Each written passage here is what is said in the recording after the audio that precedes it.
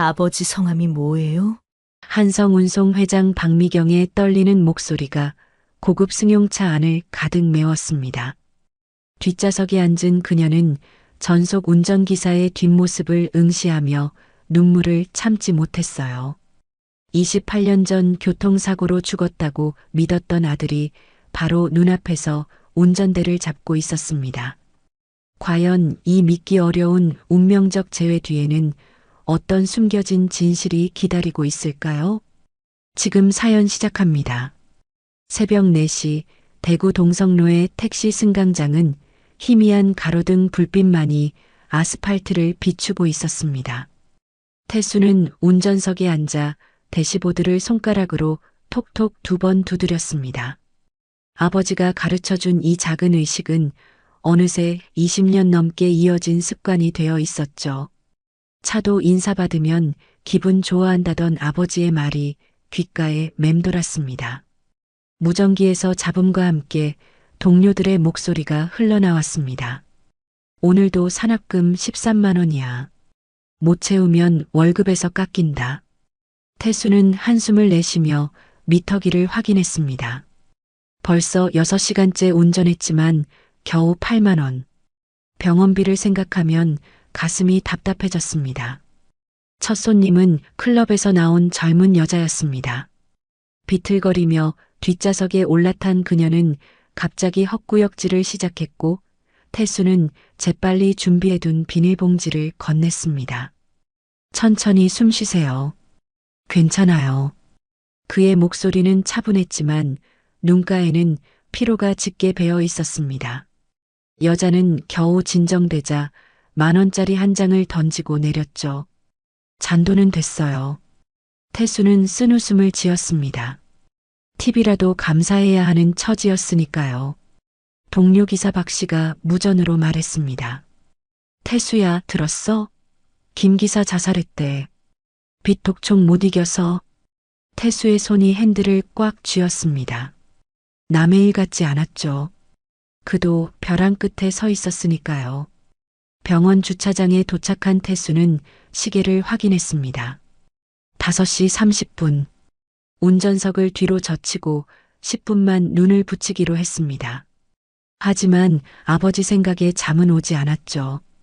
주머니에서 휴대폰을 꺼내 병원비 독촉 문자를 다시 읽었습니다. 300만 원. 다음 주까지 내지 못하면 퇴원 조치한다는 경고였습니다. 태수는 눈을 감고 이마를 핸들에 기댔습니다. 막막했어요. 택시 운전으로는 모으기 힘든 돈이었습니다. 병실로 향하는 복도는 소독약 냄새가 코를 찔렀습니다. 병실 앞에서 태수는 잠시 멈춰섰습니다. 문손잡이를 잡기 전 그는 허공에 손을 들어 대시보드를 두드리는 신용을 했습니다. 아버지와의 작은 약속이었죠. 문을 열자 준수가 기침소리에 잠을 깼습니다. 휴지에는 붉은 피가 묻어나왔지만 준수는 재빨리 그것을 쓰레기통에 숨겼습니다. 일찍 왔네. 준수의 목소리는 쉰 듯 갈라져 있었습니다. 태수는 아버지 이마에 손을 댔습니다. 열이 있었죠. 괜찮으세요? 준수는 애써 미소를 지었습니다. 괜찮아. 나 때문에 고생하는 게 미안할 뿐이야. 창밖으로 한성운송 본사 건물의 네온 사인이 새벽 안개 속에서 흐릿하게 빛나고 있었습니다. 준수의 시선이 그곳에 멈췄습니다. 그의 눈빛에는 태수가 이해할 수 없는 복잡한 감정이 스쳐 지나갔죠. 후회일까요? 그리움일까요? 저 회사는. 준수가 중얼거렸지만 끝맺지 못했습니다. 간호사가 들어와 차트를 확인했습니다. 보호자님, 원무과에서 연락 오셨어요. 병원비 문제로요. 태수는 고개를 끄덕였습니다. 간호사가 나간 후 준수가 힘겹게 말했습니다. 태수야, 내가 미안하다. 태수는 아버지의 거친 손을 잡았습니다. 무슨 말씀이세요? 제가 모셔야죠. 준수의 눈가가 붉어졌습니다. 무언가 하고 싶은 말이 있는 것 같았지만 입술만 발싹일 뿐이었습니다. 병원 구내식당은 아침 7시가 되자 사람들로 붐비기 시작했습니다. 태수는 구석 테이블에 앉아 3,500원짜리 김밥을 천천히 씹었습니다.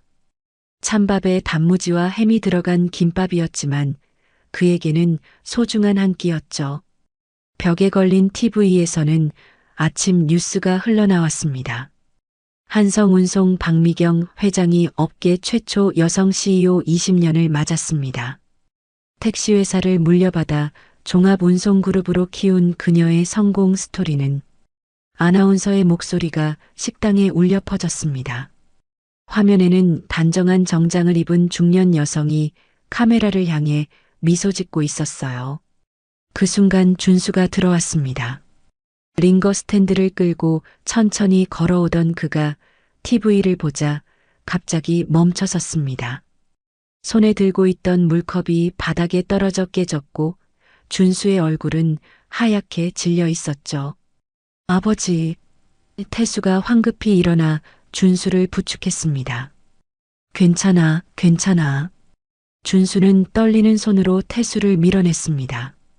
하지만 그의 시선은 여전히 TV 화면에 못 박혀 있었어요. 그 회사는 절대로. 준수가 중얼거렸지만 말을 끝맺지 못했습니다. 태수는 아버지를 의자에 앉히고 물을 가져다 드렸습니다. 왜 한성운송만 보면 그러세요? 무슨 일이 있었던 거예요? 태수의 목소리에는 답답함이 묻어났습니다. 28년을 함께 살았지만 아버지에게는 여전히 모르는 부분이 너무 많았어요. 준수는 낡은 지갑을 꺼내 만지작거렸습니다. 그러다 지갑 안쪽 주머니에서 무언가가 떨어졌죠. 찢어진 사진 조각이었습니다. 여자의 손 일부분만 보이는 흑백 사진. 태수가 그것을 집어들려 하자 준수가 재빨리 낚아챘습니다.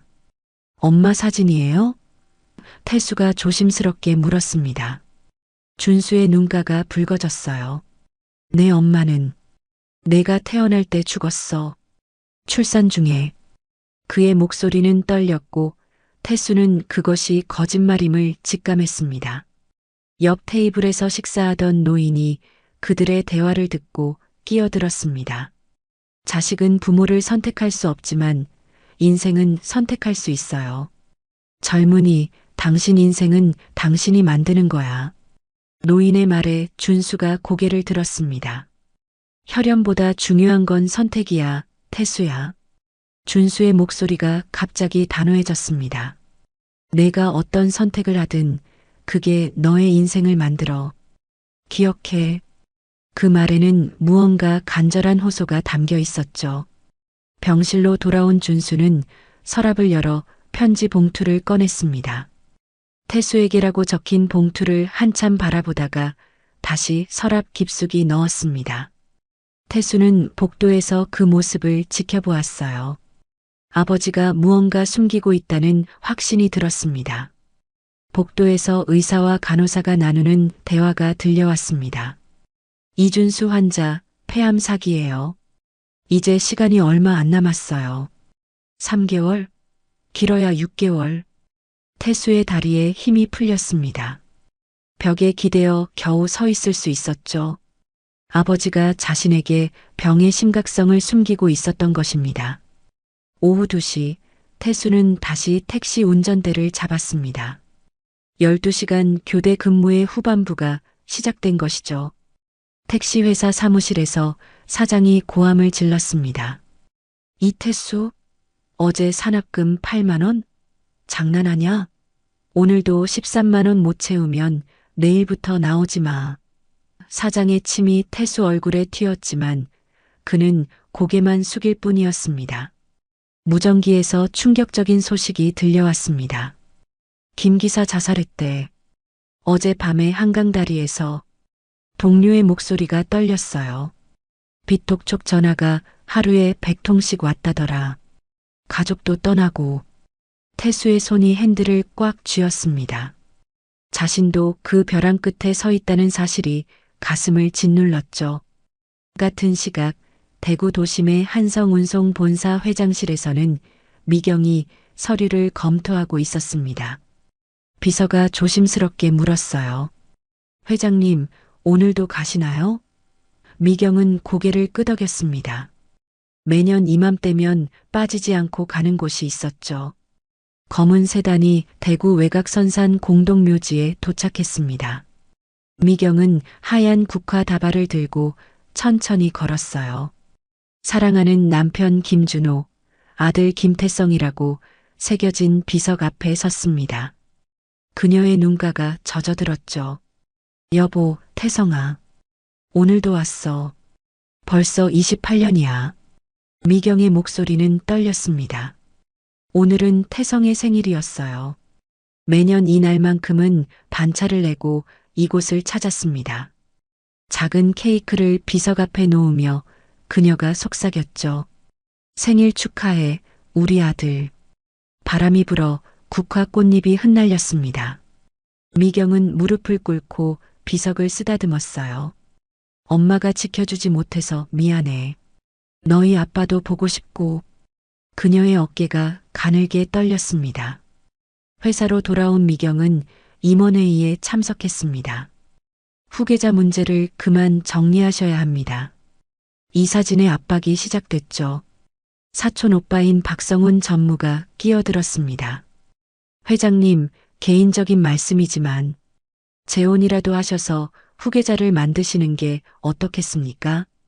그런 얘기는 마세요. 미경의 목소리가 차갑게 변했습니다.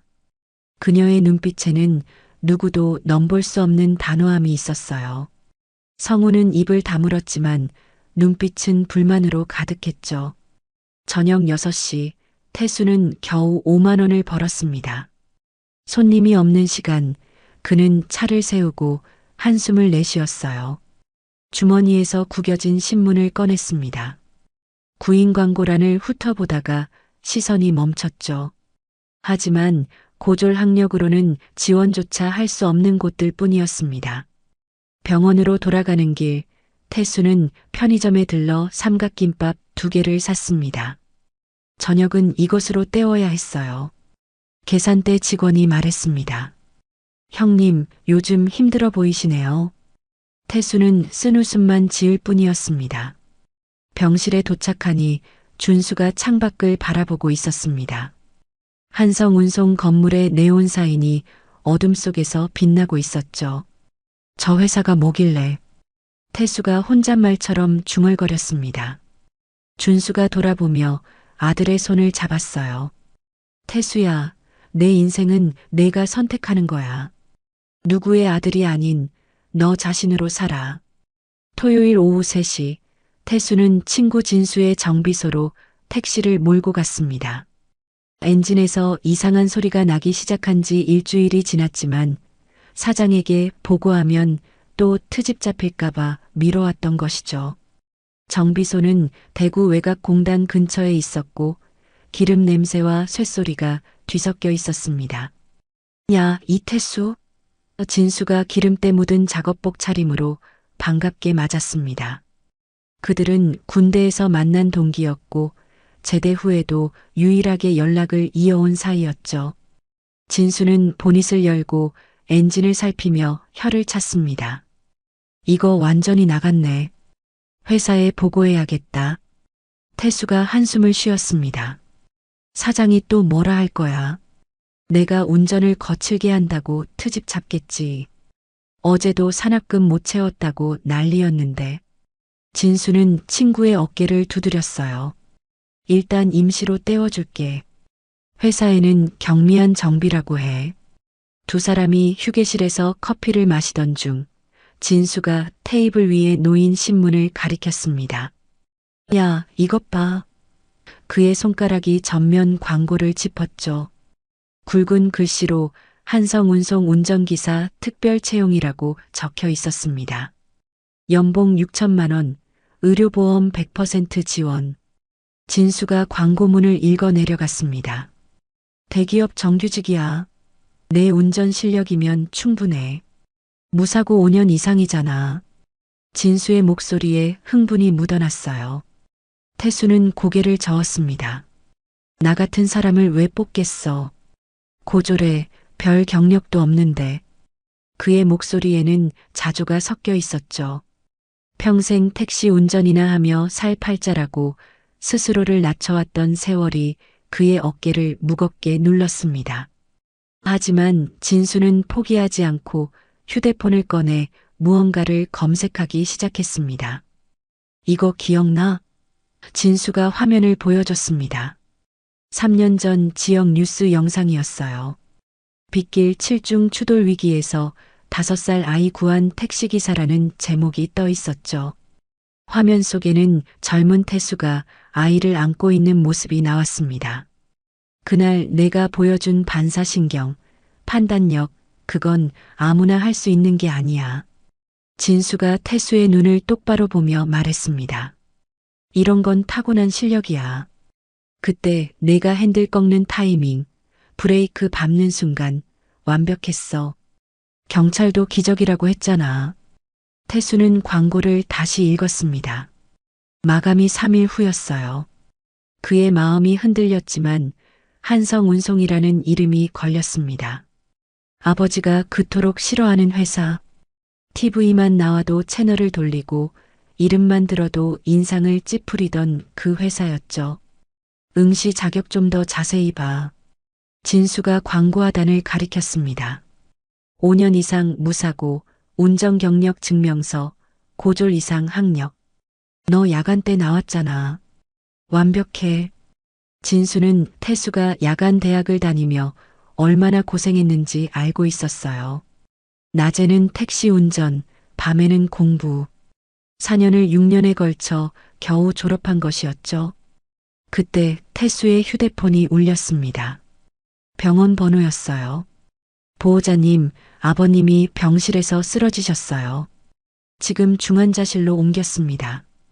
간호사의 다급한 목소리에 태수는 벌떡 일어났습니다. 커피잔이 쏟아졌지만 신경 쓸 겨를이 없었죠. 병원으로 달려간 태수는 중환자실 앞에서 의사를 만났습니다. 급성 폐부종이었어요. 다행히 안정됐지만 상태가 급격히 나빠지고 있습니다. 의사의 표정이 심각했죠. 솔직히 말씀드리면 이대로는 3개월도 버티기 힘들어요. 그리고 치료비가 계속 밀리고 있는데 다음 주까지 해결 안 되면 퇴원 조치해야 합니다. 중환자실 유리창 너머로 준수가 보였습니다. 산소 마스크를 쓴 채 각종 기계에 연결되어 있었죠. 면회 시간에 잠시 들어간 태수를 보자 준수가 눈을 떴어요. 희미한 의식 속에서도 아들을 알아본 것입니다. 태수의 손을 잡고 힘겹게 말했습니다. 그 회사는 가지 마라. 마치 태수의 생각을 읽은 것 같았습니다. 왜요, 아버지? 왜 한성운송만은 안 되는 거예요? 태수의 목소리에 절박함이 묻어났습니다. 아버지를 살리려면 돈이 필요했고 그 돈을 벌 수 있는 유일한 기회가 바로 이것이었는데 준수는 눈을 감고 고개를 돌렸어요. 그곳은 우리 같은 사람이 갈 곳이 아니야. 너무 높은 곳이야. 밤 10시 태수는 병원 복도 벤치에 앉아 진수와 통화했습니다. 아버지가 반대하신데도 일단 서류는 내. 붙고 나서 고민해도 늦지 않아. 진수의 조언이 현실적이었죠. 내 아버지도 이상해. 무슨 사연이 있는 것 같은데. 태수는 병원 1층 편의점에서 이력서를 출력했습니다. 야간대 경영학과 졸업증명서, 운전경력 증명서, 무사고 확인서, 서류를 하나하나 정리하며 그는 결심을 굳혔어요. 편의점 직원이 물었습니다. 취업 준비하세요? 태수는 쓴웃음을 지었죠. 28살에 처음으로 제대로 된 회사에 지원해봅니다. 증명사진을 찍으러 간 사진관에서 태수는 거울 앞에 섰습니다. 사진사가 말했어요. 표정 좀 밝게 해보세요. 너무 긴장하신 것 같네요. 태수는 억지로 미소를 지었습니다. 피곤에 찌든 얼굴이었지만 눈빛만큼은 단호했어요. 이태수, 너는 할 수 있어. 그가 거울 속 자신에게 말했습니다. 마감 전날 밤 11시, 태수는 병원 휴게실에서 노트북을 켰습니다. 아버지가 잠든 시간을 택한 것이죠. 온라인으로 서류를 제출하는 순간 손가락이 떨렸습니다. 마지막 제출 버튼을 누르기 전 잠시 망설였어요. 이것이 배신일까요? 아니면 효도일까요? 결국 태수는 버튼을 눌렀습니다. 접수 완료라는 메시지가 화면에 떴죠. 가슴이 두근거렸습니다. 이것이 인생을 바꿀 기회일지도 모른다는 예감과 아버지를 거스른다는 죄책감이 동시에 밀려왔어요. 병실로 돌아오니 준수가 잠꼬대를 하고 있었습니다. 미경아, 우리 아들, 미안해. 태수는 귀를 기울였지만 더 이상은 들리지 않았어요. 미경이 누구일까? 그리고 왜 미안하다는 걸까?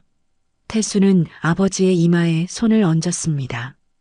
열은 내렸지만 비밀은 여전히 뜨거웠죠. 월요일 아침 9시, 태수는 병원 원무가 앞에 서 있었습니다. 직원이 컴퓨터 화면을 보며 차갑게 말했어요. 이준수 환자분 미납금이 500만 원을 넘었네요. 이번 주 금요일까지 최소 300만 원은 내셔야 합니다. 안 그러면 퇴원 조치해야 해요. 태수의 얼굴이 하얗게 질렸습니다. 일주일만 더 기다려 주실 수 없을까요? 곧 돈이 들어올 예정인데. 그의 목소리는 떨렸지만 직원은 고개를 저었습니다. 병원도 운영이 있어서요. 이미 충분히 기다렸습니다. 정 어려우시면 의료사회복지사 상담이라도 받아보세요. 복도를 걸으며 태수는 주먹을 꽉 쥐었습니다. 택시 운전으로 일주일에 300만 원을 벌 수는 없었죠. 하루에 15시간씩 운전해도 하루 매출은 20만 원, 거기서 산업금 내고 나면 손에 쥐는 건 7만 원 정도. 한성운송 채용 결과가 나오려면 최소 2주는 걸릴 텐데. 막막함이 그의 가슴을 짓눌렀습니다. 중환자실에서 일반 병실로 옮겨진 준수는 창밖을 바라보고 있었습니다. 병실 창문으로 보이는 한성운송 건물의 간판이 아침 햇살에 반짝였죠. 태수가 들어오자 준수는 시선을 돌리며 억지로 미소를 지었어요. 괜찮아 보이네. 하지만 태수는 알고 있었습니다. 아버지의 얼굴은 어제보다 더 수척해졌고 숨소리는 더 거칠어졌다는 것을. 아버지, 한성운송에 대해 좀 말해주세요. 태수가 조심스럽게 꺼냈습니다. 준수의 표정이 굳어졌어요. 왜 자꾸 그 회사를 물어? 그의 목소리에는 두려움이 섞여 있었습니다. 손가락이 미세하게 떨렸고 시선은 불안하게 흔들렸죠. 제가 거기 지원했어요. 태수의 고백에 준수가 벌떡 일어나려 했지만 기침이 터져 나왔습니다. 피가 섞인 가래를 휴지에 뱉으며 그가 힘겹게 말했죠. 취소해. 당장 취소하라고. 왜요? 왜 한성운송만은 안 되는 거예요? 태수의 목소리가 높아졌습니다. 아버지를 살리려면 돈이 필요해요. 금요일까지 300만 원을 내야 한다고요. 그 회사 들어가면 연봉이 6천만 원이에요. 의료보험도 다 지원해 준다고요. 준수의 눈에서 눈물이 흘렀습니다. 그곳은 우리 같은 사람이 갈 곳이 아니야. 너무 높은 곳이야. 내가 다칠 거야. 그는 무언가 더 말하고 싶어 했지만 입술만 달싹일 뿐이었습니다. 침대 시트를 움켜쥔 그의 손등에 핏줄이 도드라졌어요. 저녁 7시 태수는 진수를 만났습니다. 병원 근처 작은 식당에서 저렴한 김치찌개를 먹으며 진수가 말했어요. 너희 아버지 반응이 너무 이상해. 뭔가 과거에 안 좋은 일이 있었던 것 같은데. 혹시 예전에 한성운송에서 일하신 거 아니야? 태수는 고개를 저었습니다. 아니, 아버지는 계속 시내버스 기사셨어.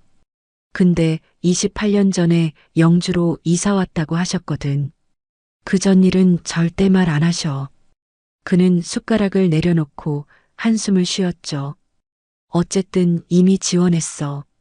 이제 와서 포기할 수 없어. 진수가 소주잔을 내려놓으며 말했습니다. 너도 알아봤어? 한성운송 박미경 회장 말이야. 독신이래. 28년 전에 남편이랑 아들을 사고로 잃었다더라. 그 후로 일에만 매달려서 지금의 대기업을 만든 거지. 태수의 손이 멈췄습니다. 28년 전 아버지가 영주로 이사 온 시기와 같았죠. 우연의 일치일까요? 그는 고개를 흔들었습니다. 쓸데없는 상상이었어요. 그날 밤 10시 태수는 병원 휴게실에서 이력서를 다시 확인했습니다. 야간대 경영학과 졸업 증명서를 보며 지난 6년의 시간이 떠올랐어요. 낮에는 택시 운전으로 12시간, 밤에는 강의실에서 4시간. 시험 기간에는 택시 안에서 교재를 펼쳐놓고 신호 대기 중에 공부했던 날들. 교수님이 했던 말이 생각났습니다. 이태수 학생은 제가 본 학생 중 가장 성실합니다. 비록 성적은 중간이지만 그 열정만큼은 누구보다 뛰어납니다. 그 말이 위로가 되었던 때가 있었죠. 증명사진을 다시 꺼내봤습니다. 사진 속 자신은 피곤해 보였지만 눈빛은 살아있었어요. 28살. 더 이상 젊지만은 않은 나이. 하지만 아직 늦지 않았다고 스스로에게 말했습니다. 새벽 2시 태수는 병원 옥상에 올라갔습니다. 비가 막 그친 하늘에는 구름 사이로 별이 보였어요. 대구 시내의 불빛들이 비에 젖은 도로에 반사되어 반짝였고 그 중에서도 한성운송 건물이 유독 밝게 빛났습니다. 그는 주머니에서 휴대폰을 꺼내 한성운송 홈페이지를 열었어요. 접수 확인 버튼을 누르자 자신의 이름이 떴습니다. 이태수 접수 완료. 그 아래 작은 글씨로 서류 심사 중이라고 떠 있었죠. 미안해요, 아버지. 태수가 밤하늘을 향해 중얼거렸습니다. 하지만 저는 아버지를 살려야 해요. 그게 제 선택이에요. 아버지가 말씀하신 대로 혈연보다 중요한 건 선택이니까요. 병실로 돌아오니 준수가 잠꼬대를 하고 있었습니다. 미경아, 우리 아들 지켜줘.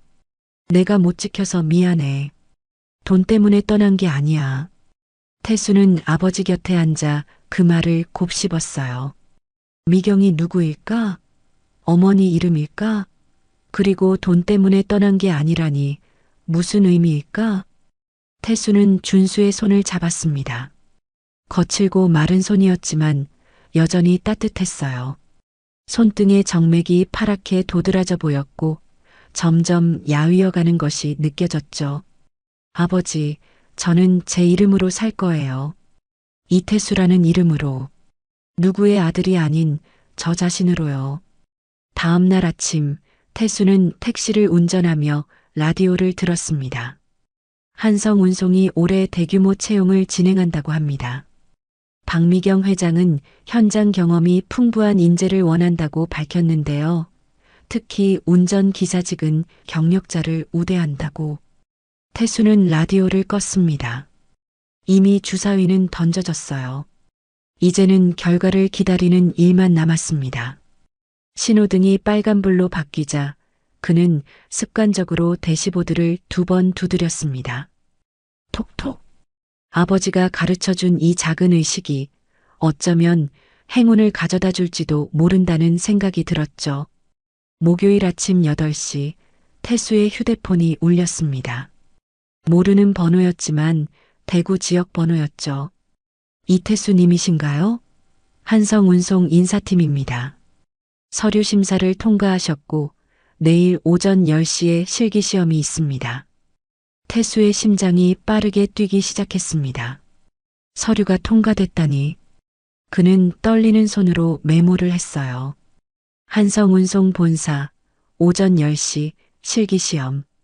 전화를 끊고 나서야 실감이 났습니다. 정말로 기회가 온 것이었죠. 하지만 동시에 죄책감도 밀려왔습니다. 아버지를 속이고 있다는 사실이 가슴을 짓눌렀어요. 병실로 달려간 태수는 준수에게 거짓말을 했습니다. 아버지, 내일 하루만 쉬려고요. 너무 피곤해서. 준수는 의심스러운 눈빛으로 아들을 바라봤지만 아무 말도 하지 않았어요. 다만 창밖의 한성운송 건물을 물끄러미 바라볼 뿐이었죠. 그의 눈빛에는 불안과 두려움이 섞여 있었습니다. 금요일 아침, 태수는 가장 깨끗한 셔츠를 입고 한성운송 본사로 향했습니다. 거대한 유리 건물이 아침 햇살을 반사하며 빛났어요. 30층이 넘는 건물은 대구에서 가장 높은 건물 중 하나였죠. 로비에 들어서자 200여 명의 지원자들이 모여 있었습니다. 대부분이 태수보다 나이가 많아 보였고 경력도 화려해 보였죠. 전직 특전사 출신입니다. 20년 경력 버스기사입니다. 대기업 임원 전속기사 10년 했습니다. 주변에서 들려오는 소개에 태수는 주눅이 들었습니다. 자신은 고작 회사 택시 기사에 불과했으니까요. 하지만 그는 주먹을 꽉 쥐고 마음을 다잡았습니다. 아버지를 위해서라도 포기할 수 없었죠. 필기 시험이 시작됐습니다. 교통법규와 상황 판단 문제였어요. 태수는 야간 대학에서 배운 지식과 현장 경험을 총동원했습니다. 특히 상황 판단 문제에서는 3년 전 아이를 구했던 경험이 큰 도움이 됐죠. 빗길에서 급정거 상황 시 대처법이라는 문제가 나왔을 때 그는 실제 경험을 바탕으로 답을 썼습니다. 펜을 놓는 순간 손에 땀이 흥건했어요. 점심시간, 태수는 구내식당에서 간단히 김밥을 먹었습니다.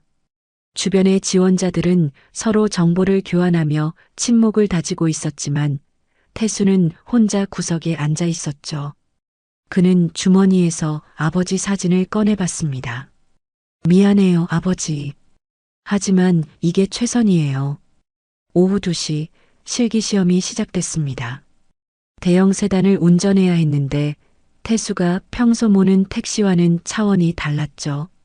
독일산 고급 세단은 택시보다 2배는 비싸 보였습니다. 하지만 그는 침착하게 운전석에 앉았습니다. 시트를 조절하고 백미러를 맞추고 그리고 습관처럼 대시보드를 톡톡 2번 두드렸어요. 심사위원석에는 5명의 임원들이 앉아 있었습니다. 그중 중앙에 앉은 사람이 미경이었죠. 검은색 정장을 입은 그녀는 차가운 표정으로 모니터를 보고 있었어요. 각 지원자들의 운전이 실시간으로 중계되고 있었는데 태수가 대시보드를 두드리는 순간 그녀의 손이 멈췄습니다. 화면 확대해 주세요. 미경의 목소리가 울렸어요. 모니터에 태수의 손동작이 크게 비쳤습니다. 톡톡. 정확히 2번. 왼손 검지와 중지를 사용한 그 동작. 미경의 눈빛이 흔들렸죠. 저 버릇은. 그녀가 중얼거렸지만 아무도 듣지 못했습니다. 28년 전 준호가 정확히 같은 방법으로 대시보드를 두드렸던 기억이 떠올랐어요. S자 코스, 급정거, 빗길 주행. 모든 시험을 태수는 완벽하게 소화했습니다. 특히 급정거 테스트에서는 뒷좌석에 놓인 물컵이 한 방울도 흘리지 않았어요. 시속 60km에서 급정거했는데도 물은 잔잔했죠. 심사위원들이 놀란 표정을 지었습니다. 잠깐만요.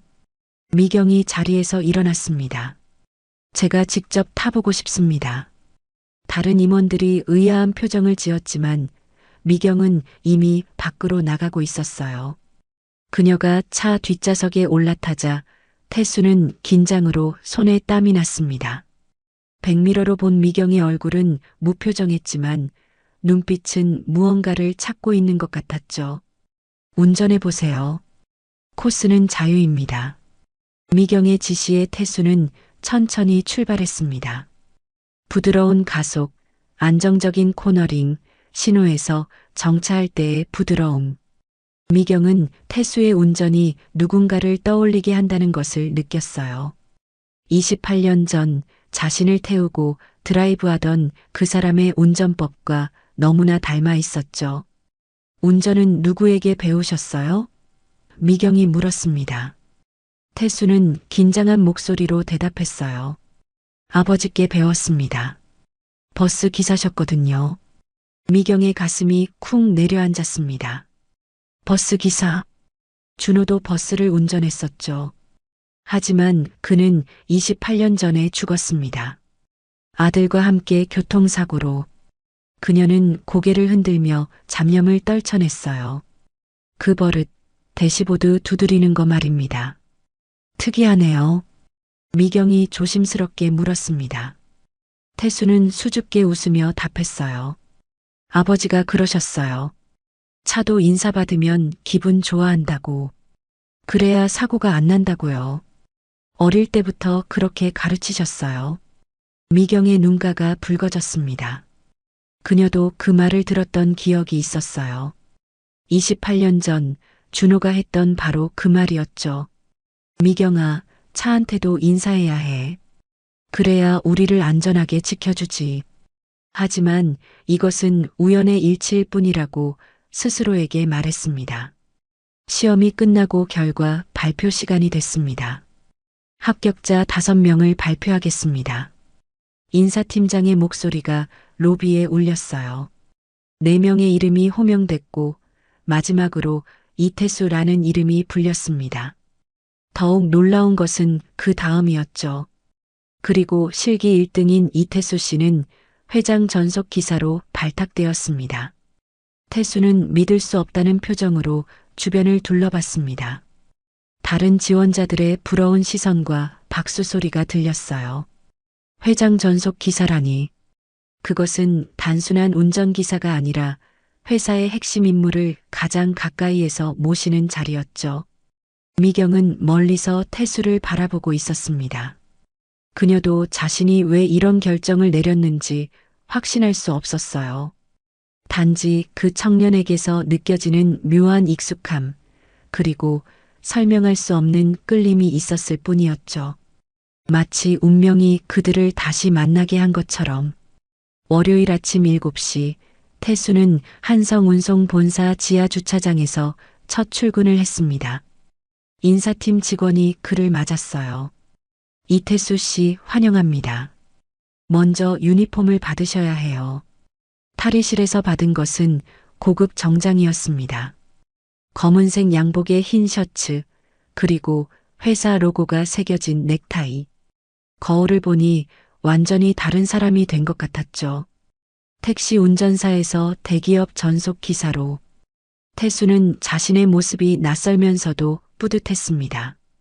옷깃을 매만지며 아버지 생각이 났어요. 이 모습을 보면 뭐라고 하실까? 비서실장이 브리핑을 시작했습니다. 40대 중반의 그녀는 날카로운 인상이었어요. 회장님은 매일 아침 8시 반에 출발하십니다. 절대 늦으면 안 돼요.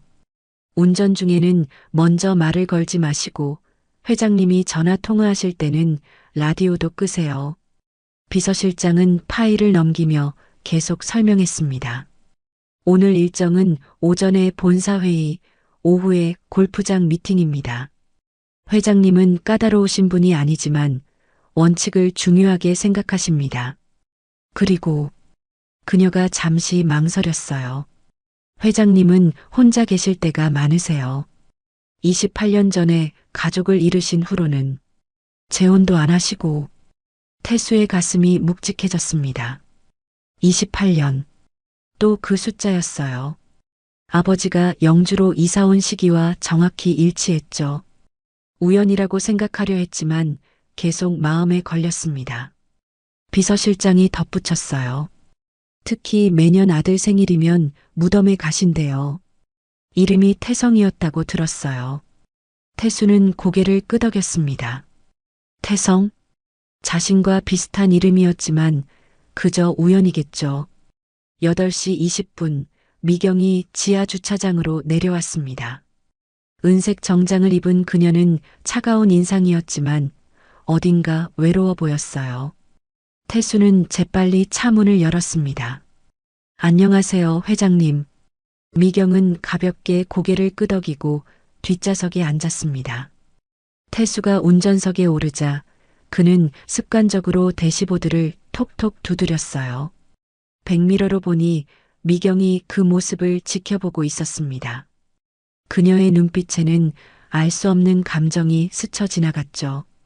차가 출발하고 10분쯤 지났을 때였습니다. 신호 대기 중에 미경도 무의식적으로 손가락으로 앞좌석 등받이를 톡톡 두드렸어요. 정확히 2번. 태수와 같은 리듬이었죠.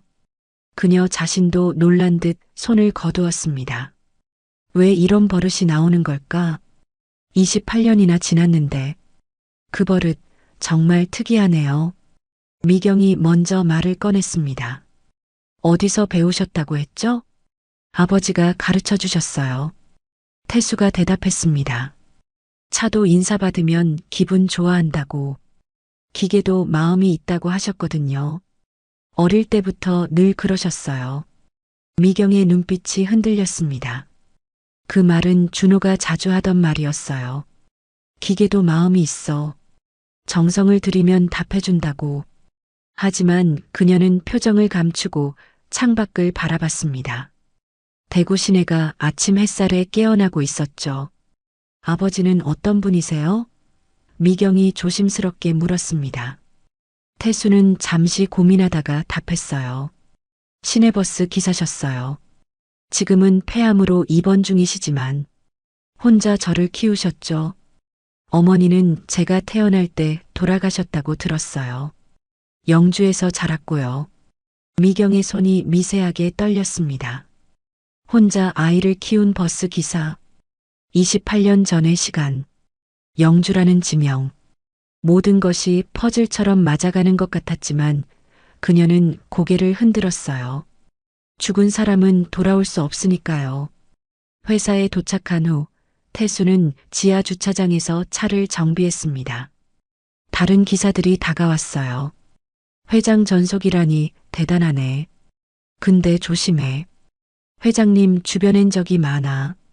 특히 박성훈 전무가 무서운 사람이야. 점심시간 태수는 구내식당에서 식사를 했습니다. 김치찌개를 먹으며 아버지 생각이 났어요. 병원에서 혼자 병원 밥을 먹고 있을 아버지. 죄책감이 밀려왔죠. 그때 한 직원이 속삭였어요. 회장님이 가끔 혼잣말 하신대. 죽은 아들 이름을 부른다고. 태성이라고. 태수의 젓가락이 멈췄습니다. 태성? 왠지 익숙한 느낌이 드는 이름이었어요. 마치 오래전부터 알고 있던 이름 같은. 또 하나의 우연일까요? 아니면 그는 고개를 흔들었습니다. 너무 많은 우연이 겹치고 있었어요. 오후 3시 골프장으로 가는 길이었습니다. 갑자기 빗줄기가 쏟아지기 시작했어요. 앞차가 급정거하자 태수는 순간적으로 핸들을 왼쪽으로 꺾으며 브레이크를 밟았습니다. 차는 미끄러지듯 비켜갔고 사고는 일어나지 않았죠. 옆 차선의 트럭도 가까스로 피했습니다. 훌륭해요. 미경이 감탄했습니다. 그 판단력 정말 대단하네요. 어떻게 그렇게 침착할 수 있죠? 태수는 숨을 고르며 다시 정상 속도로 돌아왔습니다. 연습이에요. 아버지가 늘 말씀하셨거든요. 위기 상황에서는 본능보다 훈련이 중요하다고. 미경은 태수의 운전 실력에 감탄했지만 동시에 그 운전 스타일이 너무나 익숙했어요. 준호도 똑같은 방식으로 위기를 모면하곤 했거든요. 똑같은 각도로 핸들을 꺾고 똑같은 타이밍에 브레이크를 밟는. 저녁 7시 퇴근길이었습니다. 하루 종일 회의와 미팅으로 지친 미경은 뒷좌석에 기대어 있었어요. 그녀는 서류를 보다가 문득 물었어요. 가족이 그립지 않나요? 아버지 말고 다른 가족은 없어요? 잘 모르겠어요. 태수가 솔직하게 답했습니다. 아버지가 과거 얘기를 전혀 안 하세요. 28년 전 일은 특히 더. 가끔 잠꼬대로 누군가 이름을 부르시는데 미경이라고. 미경의 심장이 멎는 것 같았습니다. 그녀의 이름을 백미러로 본 태수의 표정은 담담했지만 미경의 얼굴은 창백해졌어요. 아, 아버지 성함이 뭐라고 하셨죠? 이준수입니다. 태수의 대답에 미경은 실망했지만 동시에 의구심이 들었어요. 모든 정황이 너무나 일치하는데 이름만 달랐으니까요. 혹시 가명은 아닐까? 그녀의 머릿속이 복잡해졌습니다. 집에 돌아온 미경은 혼자 와인을 마시며 생각에 잠겼습니다. 거실 테이블 위에는 28년 전 사진이 놓여 있었어요. 준호와 갓난아기 태성이 함께 찍은 유일한 사진. 그녀도 모르게 손가락으로 테이블을 톡톡 두드렸어요. 정확히 2번. 준호가 가르쳐준 그 버릇이 28년이 지난 지금도 남아 있었던 것이죠. 준호야, 혹시 살아있는 거니? 그녀가 사진을 향해 속삭였습니다. 수요일 새벽 5시, 태수는 공항으로 향했습니다. 미경의 중요한 고객이 일본에서 도착하는 날이었죠. 비행기가 2시간 연착이라는 소식에 태수는 공항 대기실에서 기다렸습니다. 그때 휴대폰이 울렸어요. 병원에서 온 문자였습니다. 이준수 환자 상태 악화, 보호자 연락 바람. 태수의 얼굴이 창백해졌습니다. 하지만 지금은 업무 중이었죠. 그는 불안한 마음을 억누르고 도착 게이트 앞에서 기다렸습니다. 마침내 일본 고객이 나타났을 때 태수는 완벽한 미소로 그들을 맞았어요. 한성 운송에 오신 것을 환영합니다. 태수가 일본어로 인사했습니다. 야간 대학에서 배운 일본어가 도움이 됐죠.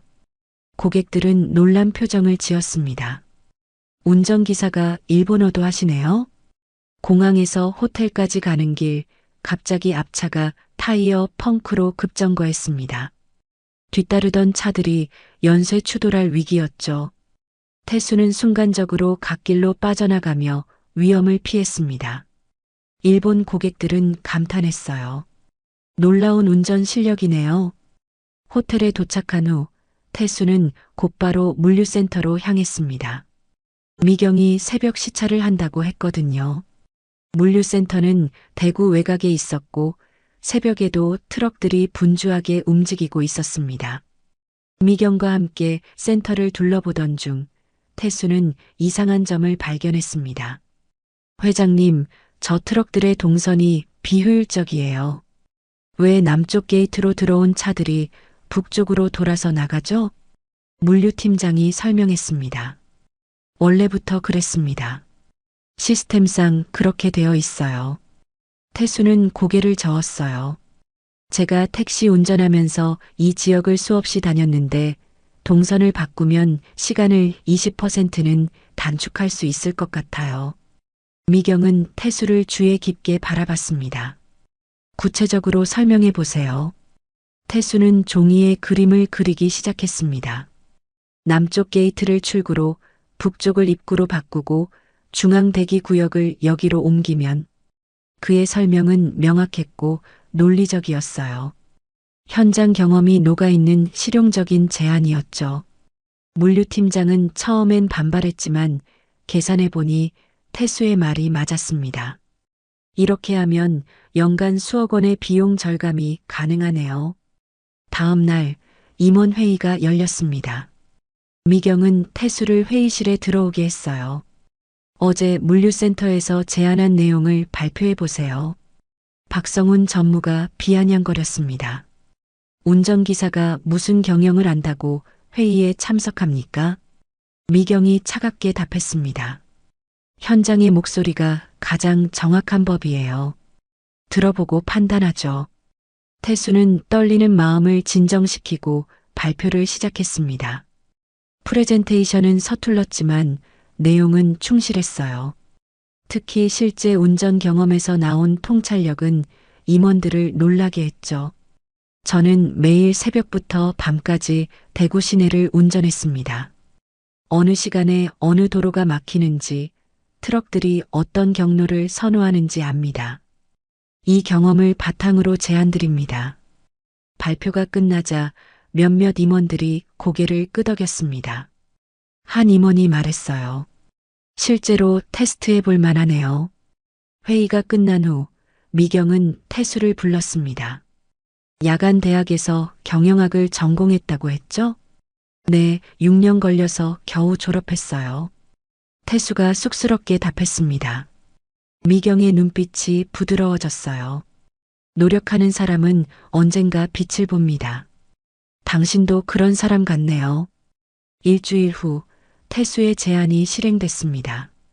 첫날부터 효과가 나타났어요. 물류 처리 시간이 15% 단축됐고 트럭 기사들도 만족했습니다. 사내에서 태수에 대한 평가가 달라지기 시작했어요. 단순한 운전기사가 아니네. 회장님이 왜 전속으로 뽑았는지 알겠어. 하지만 박성우는 불만이었습니다. 그는 비서를 불렀어요. 그 운전기사, 더 자세히 조사해. 뭔가 숨기는 게 있을 거야. 그날 저녁 퇴근길에 미경은 뒷좌석에서 서류를 보다가 무심코 손가락으로 팔걸이를 두드렸습니다. 톡톡. 정확히 2번. 그녀 자신도 놀라 손을 걷었어요. 태수가 백미러로 그 모습을 봤습니다. 회장님도 그 버릇이 있으시네요. 미경이 당황했습니다. 아, 이건 그냥 우연이에요. 저희 아버지도 똑같은 버릇이 있어요. 정확히 2번, 왼손 검지와 중지로. 태수의 말에 미경의 심장이 빠르게 뛰기 시작했습니다. 병원에 돌아온 태수는 준수의 상태를 확인했습니다. 의사가 말했어요. 폐에 물이 차고 있어요. 빨리 수술하지 않으면 위험합니다. 준수는 힘겹게 아들의 손을 잡았습니다. 태수야, 한성운송. 그만둬라. 왜요, 아버지? 이제 겨우 자리 잡아가는데. 준수의 눈에 눈물이 고였어요. 그곳은 내가 있을 곳이 아니야. 너무 위험해. 태수는 아버지의 말뜻을 이해할 수 없었습니다. 하지만 준수의 눈빛에는 진짜 두려움이 있었어요. 마치 무언가 끔찍한 비밀을 알고 있는 것처럼. 한성운송에서 일한 지 한 달이 흘렀습니다. 태수는 이제 미경과 편안한 대화를 나누는 사이가 되었어요. 처음 며칠은 어색했지만 점차 서로에 대한 신뢰가 쌓이면서 자연스러운 분위기가 만들어졌죠. 오늘은 부산까지 장거리 출장이었습니다. 새벽 5시에 출발해서 오후 늦게 업무를 마쳤어요. 돌아오는 길에 미경이 말했습니다. 태수 씨, 경주 휴게소에서 잠깐 쉬어가요. 저녁 시간이니까 같이 식사해요. 회장님과 제가 함께 식사를요? 태수는 놀란 표정을 지었어요. 한 달 동안 일하면서도 이런 제안은 처음이었거든요. 가끔은 격식 차리지 말아요. 그냥 편하게 해요. 미경의 목소리가 평소보다 부드러웠습니다. 태수는 조심스럽게 고개를 끄덕였어요. 휴게소 푸드코트는 저녁 시간이라 사람들로 북적였습니다. 미경은 불고기 정식을, 태수는 김치찌개를 주문했어요. 마주 앉아 식사를 하는 모습이 회장과 기사라기보다는 평범한 지인 같았죠. 태수 씨, 가족 얘기 좀 해주세요. 미경이 젓가락을 놓으며 말했어요. 태수는 잠시 망설이다가 입을 열었습니다. 별거 없어요. 아버지랑 둘이 삽니다. 어머니는요? 제가 태어날 때 돌아가셨어요. 미경의 손이 살짝 떨렸습니다. 태수는 눈치채지 못했지만 미경의 가슴 속에서는 뭔가 요동치고 있었어요. 그럼 아버지가 혼자서 키우셨네요. 힘드셨겠어요. 네, 아버지가 정말 고생 많이 하셨어요. 태수의 목소리에는 아버지에 대한 존경심이 묻어났습니다. 미경은 그의 표정을 유심히 봤어요. 뭔가 낯익은 느낌이 들었거든요. 아버지 성함은 뭐예요? 미경이 자연스럽게 물었습니다. 하지만 가슴은 빠르게 뛰고 있었어요. 이준수입니다. 태수가 담담하게 대답했습니다. 미경은 순간 숨이 막혔어요. 이준수, 그 이름이 귓가에서 맴돌았습니다. 하지만 준수는 흔한 이름이었죠. 우연의 일치일 수도 있었어요. 나이는 어떻게 되시나요? 미경의 목소리가 조금 떨렸습니다. 태수는 이상하게 생각하지 않았어요. 54살이에요. 미경의 심장이 더 빨라졌습니다. 54살이면 28년 전 그때와 정확히 맞아떨어졌어요. 하지만 아직 확신할 수는 없었습니다. 고향은 어디세요? 경북 영주에서 자랐어요. 아버지가 거기서 버스 기사로 일하셨거든요. 미경은 젓가락을 떨어뜨렸습니다. 딸각 소리가 푸드코트에 울렸어요. 경북 영주. 바로 준호가 마지막에 살던 곳이었습니다. 괜찮으세요? 태수가 깜짝 놀라며 물수건을 건넸어요. 미경은 애써 침착함을 유지했습니다. 아, 네. 미끄러졌나 봐요. 하지만 머릿속으로는 빠르게 계산하고 있었어요. 28년 전, 영주, 54살, 이준수, 모든 것이 맞아떨어지고 있었습니다. 혹시 아버지와 많이 닮으셨어요? 글쎄요. 사람들은 비슷하다고 하는데. 태수가 머리를 극적이며 웃었습니다. 그 순간 미경은 확신했어요. 그 표정, 그 웃음, 준호가 부끄러워할 때 보이던 바로 그 모습이었습니다.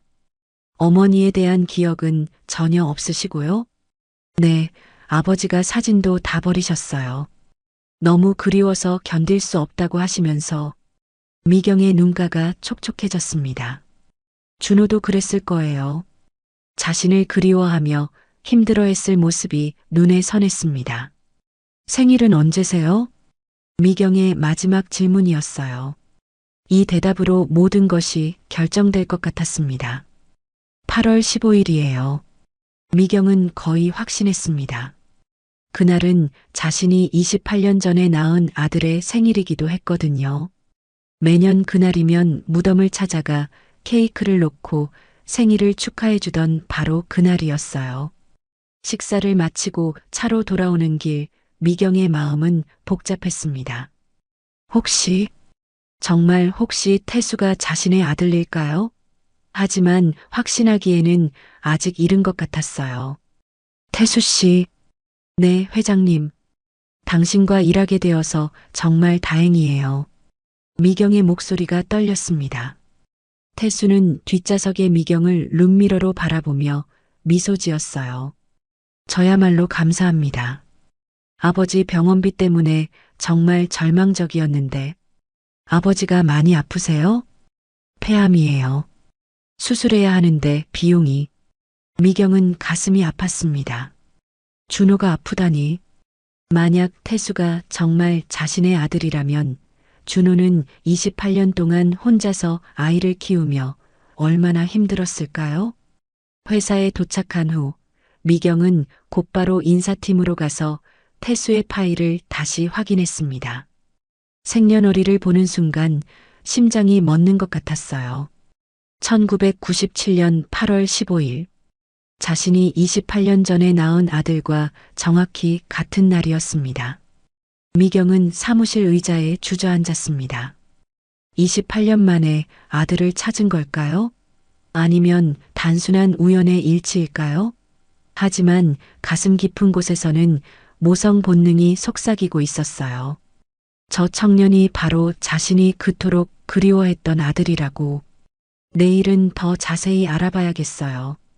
진실을 확인할 때가 왔습니다. 박성우는 자신의 사무실에서 비서에게 지시했습니다. 창밖으로 보이는 한성운송 본사 야경이 차갑게 빛나고 있었어요. 그 기사 신원을 철저히 조사해. 뭔가 수상해. 어떤 부분이 수상하다는 말씀이신가요? 비서가 조심스럽게 물었습니다. 박성우는 의자를 돌려 창밖을 바라보며 말했어요. 미경이 저런 식으로 직원을 특별 대우한 적이 없어. 28년간 지켜봤는데 처음이야. 박성훈의 눈빛이 날카로워졌습니다. 냉철하고 원칙적인 미경이 갑자기 한 기사에게만 특별한 관심을 보이는 것이 이상했거든요. 분명 뭔가 숨겨진 이유가 있을 거였어요. 이틀 후 비서가 조사 결과를 들고 왔습니다. 이상한 점을 발견했습니다. 이준수라는 이름으로 28년 전 기록을 찾아봤는데요. 뭘 발견했어? 주민등록상으로는 존재하지만 그 이전의 이력이 거의 없어요.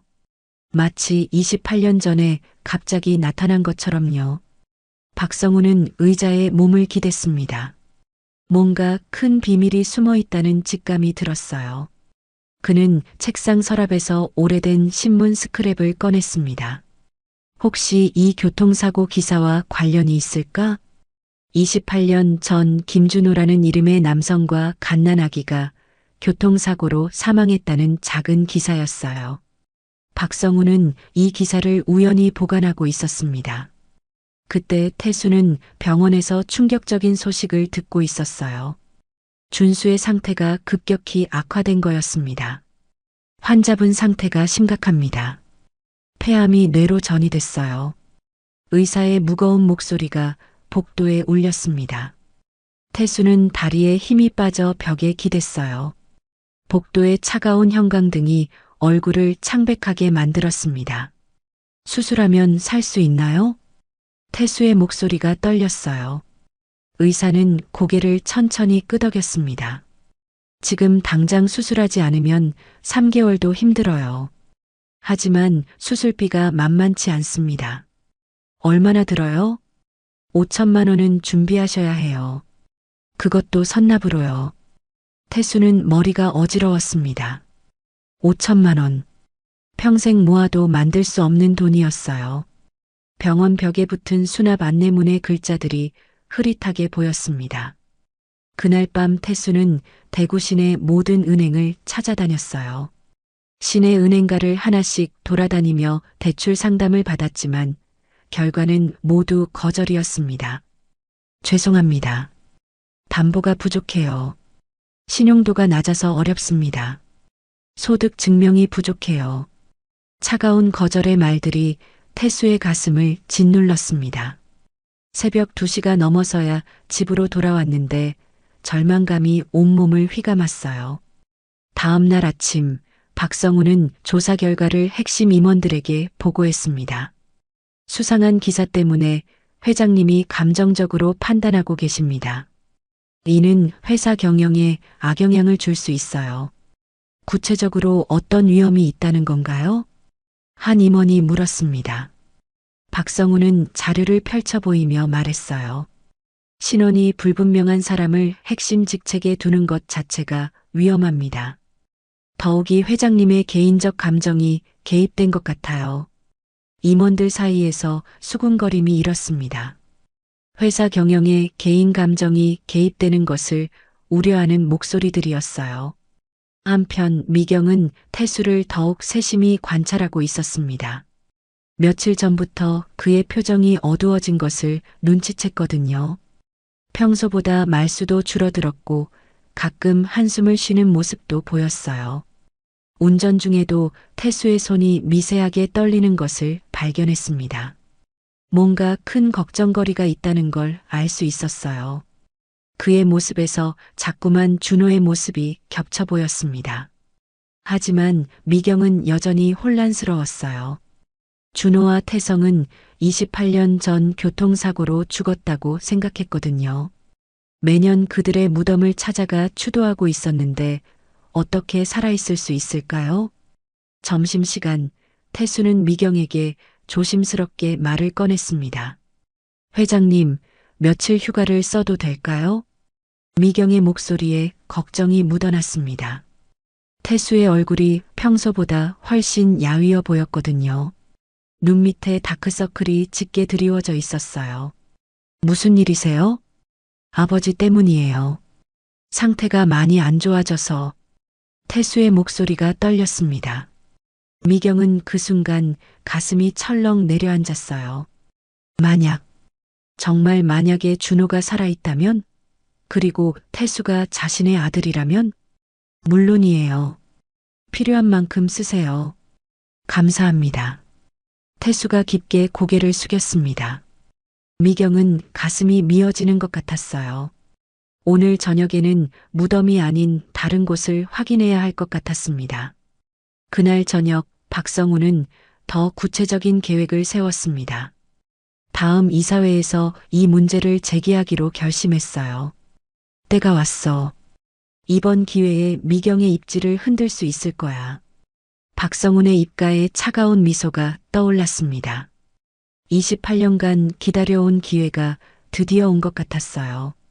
태수는 병원 복도를 걸으며 절망감에 빠져 있었습니다. 아버지를 살릴 방법이 보이지 않았어요. 돈을 구할 곳도 없고 시간은 점점 줄어들고 있었습니다. 복도 끝 창문으로 보이는 석양이 유독 쓸쓸해 보였어요. 준수는 병상에서 태수를 바라보며 미안한 마음이 들었어요. 태수야, 괜찮다. 아버지는 이미 충분히 살았어. 그런 말씀하지 마세요. 반드시 수술 받으실 거예요. 태수의 눈에 눈물이 고였습니다. 준수는 아들의 손을 꼭 잡았어요. 거칠어진 손바닥에서 따뜻한 온기가 전해졌습니다. 미경은 회장실에서 고민에 빠져 있었습니다. 벽에 걸린 가족 사진을 바라보며 복잡한 심정이었어요. 28년간 죽은 줄 알았던 사람들이 혹시 살아있을 가능성을 생각하니 가슴이 두근거렸습니다. 그리고 박성훈이 뭔가 계획하고 있다는 것도 느끼고 있었어요. 조심스럽게 행동해야 할 때였습니다. 진실을 확인하기 전까지는 성급한 행동을 해서는 안 되었어요.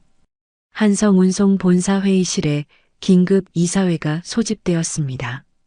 오후 2시 평소보다 어두운 분위기가 회의실을 감쌌어요. 박성훈이 준비한 자료들이 테이블 위에 정리되어 있었습니다. 오늘 긴급 회의를 소집한 이유는 회장의 개인적 감정이 회사 경영에 악영향을 미치고 있기 때문입니다. 박성훈의 목소리가 차갑게 울렸어요. 참석한 이사들이 서로 눈치를 보며 긴장한 표정을 지었습니다. 구체적으로 무슨 말씀이신가요? 한 이사가 조심스럽게 물었습니다. 박성훈은 태수의 인사 파일을 펼쳐 보이며 말했어요. 회장이 특별 대우하고 있는 기사, 김태수. 이 인물의 정체가 불분명합니다. 이사들이 서류를 들여다보기 시작했어요. 박성훈은 계속해서 설명했습니다. 아버지 이름이 이준수라고 되어 있는데 28년 전 기록을 찾아보니 공식적인 문서가 거의 없어요. 마치 그때 갑자기 나타난 것처럼요. 그게 무슨 문제가 되나요? 더 심각한 것은 회장이 이 기사에게만 특별한 관심을 보이고 있다는 점입니다. 심지어 임원회의에까지 참관시켰어요. 이사들 사이에서 수군거림이 일기 시작했습니다. 회사 기밀이 외부로 유출될 위험성에 대한 우려의 목소리들이었어요. 회장의 사적인 감정이 회사 경영에 개입되고 있습니다. 이는 주주들의 신뢰를 떨어뜨릴 수 있어요. 박성훈의 주장에 몇몇 이사들이 고개를 끄덕였습니다. 그때 미경이 회의실로 들어왔어요. 무슨 일로 긴급회의를 소집했나요? 미경의 목소리는 평온했지만 분위기가 심상치 않다는 걸 직감했습니다. 박성훈이 일어서며 말했어요. 회장님의 개인적 판단이 회사에 미치는 영향에 대해 논의하고 있었습니다. 제 개인적 판단이요? 김태수라는 기사에 대한 특별 대우 말입니다. 신원이 불분명한 인물을 핵심 직책에 두는 것은 위험해요. 미경은 순간 당황했지만 침착함을 유지했습니다. 하지만 이사들의 시선이 모두 자신에게 집중되어 있다는 걸 느꼈어요. 김태수 기사는 능력으로 선발된 직원입니다. 특별 대우라는 표현은 부적절해요. 그럼 왜 임원회의에 기사를 참관시켰나요? 그런 전례가 있었나요? 박성훈의 날카로운 질문에 미경은 답변하기 어려웠습니다. 정말로 태수에게 특별한 관심을 보였던 게 사실이었거든요. 현장의 목소리를 듣기 위해서였습니다. 그렇다면 다른 기사들도 참관시켜야 하는 거 아닌가요? 왜 유독 김태수만요? 미경은 할 말을 잃었습니다. 이사들의 표정이 점점 의심스럽게 변해갔어요. 결정하겠습니다. 김태수 기사는 오늘 즉시 해고 처리하겠어요. 한 이사가 말했습니다. 미경은 깜짝 놀라며 반박하려 했지만 이미 분위기는 기울어진 상태였어요. 회사의 신뢰성을 위해서는 어쩔 수 없는 조치입니다. 이사들의 결정이 내려졌습니다. 미경은 어떻게 막아야 할지 몰랐어요. 태수가 자신의 아들일 가능성이 높다고 확신하고 있었지만 아직 확실한 증거가 없었거든요. 1시간 후 태수는 인사팀으로 호출되었습니다. 인사팀장이 차가운 표정으로 해고 통지서를 내밀었어요. 김태수 씨, 회사 사정으로 오늘부로 계약을 해지합니다. 무슨 말씀이세요? 제가 뭘 잘못했나요? 태수는 당황한 목소리로 물었습니다. 인사팀장은 시선을 피하며 대답했어요. 상부의 결정입니다. 더 이상 설명드릴 수 없어요. 회장님은 뭐라고 하셨어요? 회장님도 동의하신 결정입니다. 태수는 믿을 수 없었습니다. 어제까지만 해도 자신을 신뢰하고 아껴주던 미경이 갑자기 해고를 결정했다니요. 제가 회장님께 직접 말씀드리겠습니다. 불가능합니다. 이미 결정된 사항이에요. 태수는 회장실로 향하려 했지만 경비원들이 막아섰습니다. 한 달 전까지만 해도 공손하게 인사하던 경비원들이 이제는 차가운 시선으로 바라보고 있었어요. 나가주세요. 더 이상 여기 계실 수 없습니다. 태수는 회사 건물 밖으로 쫓겨났습니다. 한 달간 입었던 정장을 벗고 개인 소지품을 담은 작은 박스를 들고 서 있었어요. 가을바람이 차갑게 불어왔습니다. 전 단지 아버지를 살리려고 했는데 태수는 혼잣말을 중얼거렸습니다. 눈물이 왈칵 쏟아졌어요. 아버지의 수술비를 마련할 수 있는 마지막 희망이 사라진 순간이었습니다. 한성운송 건물을 올려다보며 태수는 원망스러운 마음이 들었어요. 미경에게 실망감과 배신감이 몰려왔습니다. 그동안 쌓았던 신뢰가 한순간에 무너져 내렸어요. 회장실에서 미경은 창밖으로 태수가 떠나는 모습을 지켜보고 있었습니다. 가슴이 찢어질 것 같았어요. 만약 정말 태수가 자신의 아들이라면 또다시 자신의 손으로 아들을 멀리 보내는 것이었습니다. 이렇게 될 줄 알았으면 미경은 후회스러운 마음이 들었어요. 좀 더 신중하게 행동했어야 했는데 성급하게 태수에게 관심을 보인 것이 화근이었습니다. 박성우는 만족스러운 표정으로 창밖을 바라봤습니다. 계획이 성공적으로 진행되고 있었어요. 미경의 입지가 흔들리기 시작했고 자신의 영향력은 더욱 커질 것 같았습니다. 이제 진짜 시작이야. 박성훈의 입가에 음험한 미소가 떠올랐습니다. 그날 저녁 미경은 결심을 굳혔습니다. 더 이상 추측으로는 안 되겠어요. 직접 진실을 확인해야 했습니다. 태수의 인사 파일에서 병원 주소를 확인하고 대구로 향할 준비를 했어요. 28년 만에 준호를 만날 수도 있다는 생각에 가슴이 두근거렸습니다. 하지만 동시에 두려움도 밀려왔어요. 만약 정말 준호가 살아있다면 지난 28년간 자신이 얼마나 잘못 살아왔는지 깨닫게 될 테니까요. 태수는 병원으로 돌아가는 길에 절망감에 빠져 있었습니다. 아버지에게 어떻게 말해야 할지 막막했어요. 마지막 희망마저 사라진 상황에서 준수에게 무슨 말을 할 수 있을까요? 병실 앞에 서서 한참을 망설였습니다. 문을 열고 들어가기가 두려웠어요. 준수의 기대에 찬 눈빛을 마주하기 힘들었거든요. 미경은 대구 동산병원 주차장에 차를 세우고 한참을 머뭇거렸습니다. 저녁 8시 병원 건물에는 따뜻한 불빛이 켜져 있었어요. 28년 만에 준호를 만날 수도 있다는 생각에 가슴이 두근거렸습니다. 핸드백을 꽉 움켜쥐고 병원 로비로 들어갔어요.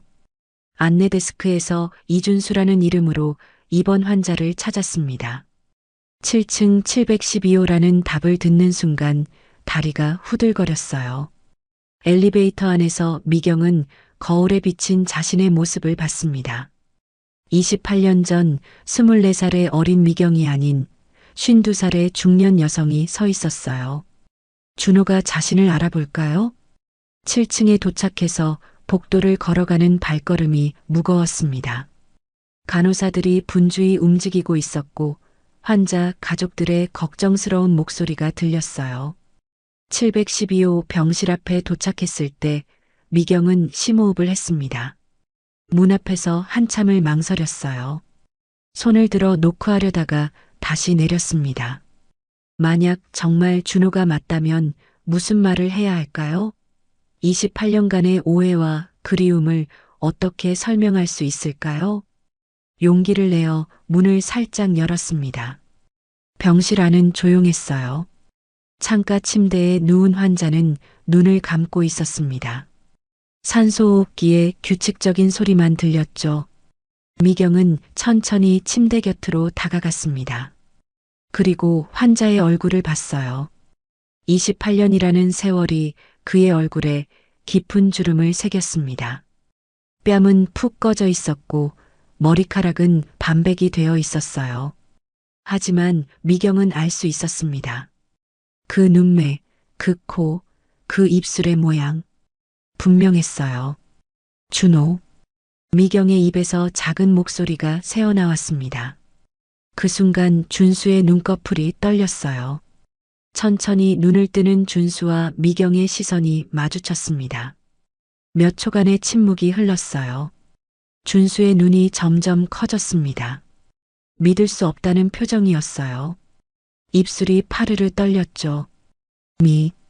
미경? 목소리는 쉬어 있었지만 분명했습니다. 미경은 그 자리에 주저앉을 것 같았어요. 28년간 그리워했던 바로 그 목소리였습니다. 당신, 정말 당신이에요? 미경의 목소리도 떨렸어요. 준수는 대답 대신 눈물을 흘렸습니다. 28년간 참아왔던 눈물이었어요. 살아있었구나. 28년간 죽은 줄만 알았어. 준수의 떨리는 목소리가 병실에 울렸습니다. 미경도 눈물을 참을 수 없었어요. 나도 당신이 죽었다고 생각했어요. 매년 무덤에 가서. 무덤?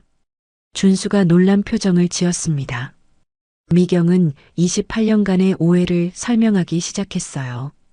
당신과 아기가 교통사고로 죽었다는 소식을 들었어요. 신문에도 났고 장례식도 치렀어요.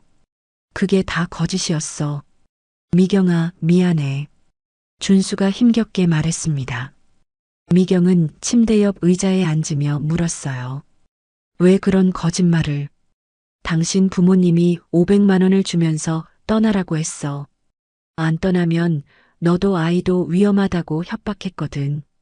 미경은 충격을 받았습니다. 부모님이 그런 일을 했다니요. 그래서 아이와 함께 죽은 척하고 영주로 갔어. 28년간 태수 이름으로 살았지. 우리 아들이 정말 살아있어요? 미경이 떨리는 목소리로 물었습니다. 준수는 고개를 끄덕였어요. 태수야, 지금 28살이 됐어. 하지만 본인은 출생의 비밀을 몰라. 태수가, 김태수가 우리 아들이었어요? 미경은 믿을 수 없었습니다. 한 달간 함께 일했던 그 청년이 자신의 아들이었다니요. 당신이 한성운송 회장이라는 걸 뉴스에서 봤어. 태수가 거기 취직했다고 하더라고. 그럼 당신도 알고 있었어요? 의심은 했지만 확신할 수 없었어. 설마 우리 아들을 회장님이 직접. 준수의 말이 끊겼습니다. 기침이 심하게 나왔어요. 휴지에 피가 묻어났습니다. 많이 아프세요? 미경이 걱정스러운 표정으로 물었습니다. 준수는 고개를 저었어요. 괜찮아. 이제 당신을 다시 만났으니까. 폐암이라고 들었어요. 수술해야 한다면서요? 돈이 없어서 못하고 있어. 태수가 온갖 노력을 다하고 있는데 미경은 가슴이 아팠습니다. 자신이 모르는 사이에 가족이 이렇게 고생하고 있었다니요. 그런데 태수가 오늘 해고당했어요. 뭐라고? 준수가 놀라며 몸을 일으켰어요. 미경은 오늘 있었던 일을 설명했습니다. 제가 태수에게 특별한 관심을 보였다는 이유로 이사들이 문제 삼았어요. 막을 수가 없었어요. 우리 아들이 또... 준수의 목소리가 절망에 차 있었습니다. 미경은 준수의 손을 잡았어요. 이제 모든 걸 바로잡을 거예요. 28년간의 오해도 우리 가족도.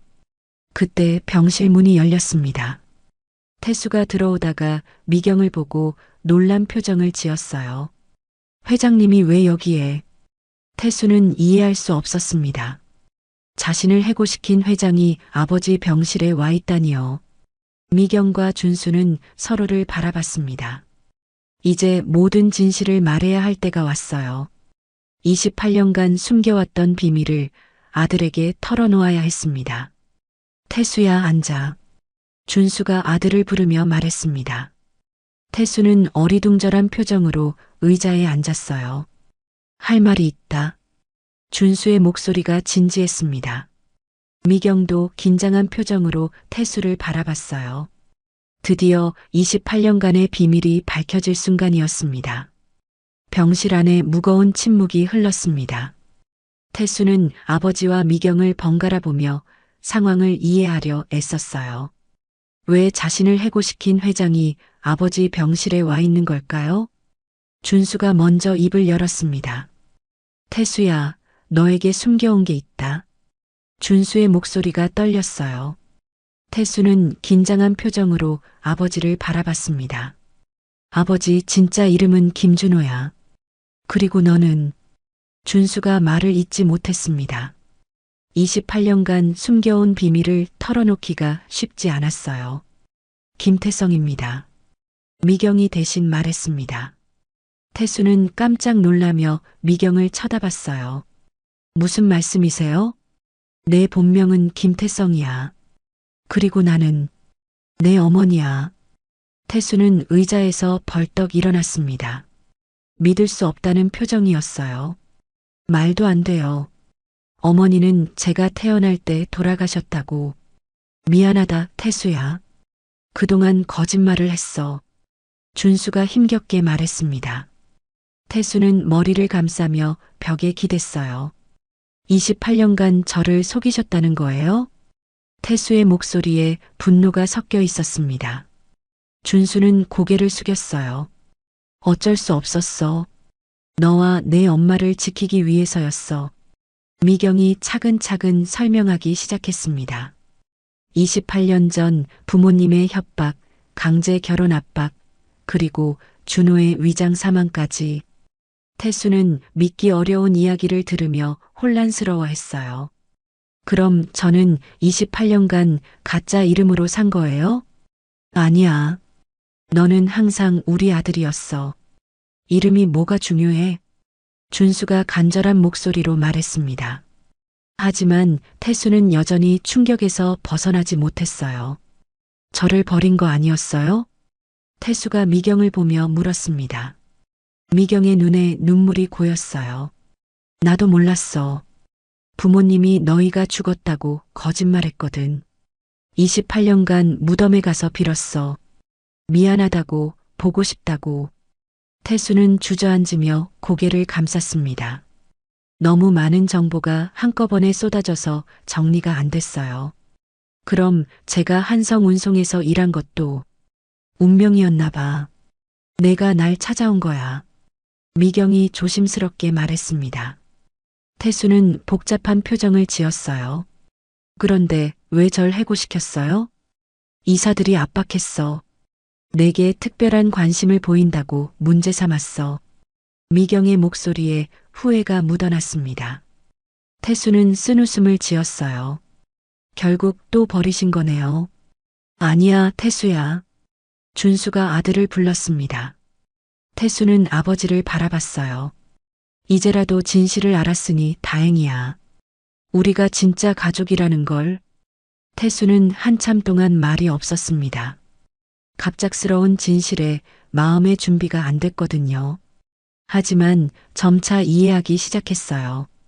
왜 아버지가 한성운송 뉴스만 보면 괴로워했는지, 왜 어머니 사진을 모두 버렸는지, 부모님의 욕심이 우리 인생을 망쳤어. 미경이 분노에 찬 목소리로 말했습니다. 준수는 고개를 저었어요. 그래도 당신은 성공했잖아. 훌륭한 사업가가 됐어. 성공이 뭐야? 가족도 없이 혼자 살아온 28년이 성공인가? 미경의 목소리가 떨렸습니다. 태수는 두 사람을 바라보며 마음이 복잡했어요. 저도 혼란스러워요. 갑자기 어머니가 나타났다고 하니 태수가 솔직한 마음을 털어놨습니다. 미경은 이해한다는 표정을 지었어요. 시간을 줄게. 천천히 받아들여. 하지만 아버지 수술은 빨리 해야 해요. 태수가 준수를 걱정스럽게 바라봤습니다. 미경이 즉시 대답했어요. 수술비는 내가 모든 걸 해결할게. 너희를 위해서라면 뭐든지 할 수 있어. 고마워요. 하지만 돈 때문에 어머니라고 부르는 건 아니에요. 태수의 말에 미경은 쓸쓸한 미소를 지었습니다. 당연해. 억지로 가족이 될 수는 없지. 그때 준수가 기침을 심하게 했어요. 태수가 황급히 물을 가져다 드렸습니다. 아버지, 괜찮으세요? 괜찮아. 우리 가족이 다시 만났으니까. 준수의 말에 미경이 눈물을 흘렸어요. 태수도 마음이 움직였습니다. 아무리 복잡한 상황이어도 아버지의 건강이 가장 중요했어요. 일단 수술부터 해요. 그 다음에 천천히 이야기해요. 태수가 결심한 듯 말했습니다. 미경은 고마운 마음이 들었어요. 내일 당장 병원에 수술비를 입금할게. 최고의 의료진으로 모실게. 감사합니다. 어머니. 태수가 처음으로 어머니라고 불렀습니다. 어색했지만 진심이 담겨 있었어요. 미경은 가슴이 뭉클했습니다. 그리고 이제 모든 걸 바로잡을 거야. 미경의 목소리에 결의가 담겨 있었습니다. 태수가 의아한 표정을 지었어요. 무슨 뜻이에요? 박성훈과 이사들에게 진실을 말할 거야. 내가 내 아들이라는 걸. 그럼 회사에서 문제가 되지 않을까요? 상관없어. 이제는 가족이 더 중요해. 미경의 말에 준수가 걱정스러운 표정을 지었어요.